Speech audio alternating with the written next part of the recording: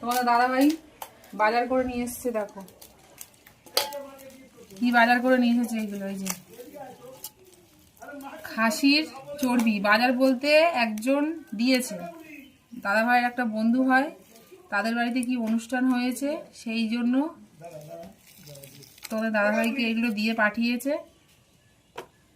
তো এইগুলো রান্না করব কিভাবে দেখি, এখন আগে পরিষ্কার করি।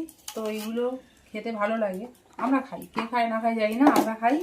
এইগুলো হচ্ছে এই যে কী বলে, এটা খাসির মেটে বলে, আর এগুলো হচ্ছে খাসির চর্বি। খাসির চর্বি দিয়ে এঁচড় করব, আর খাসির চর্বি বড়া করব, এই করব।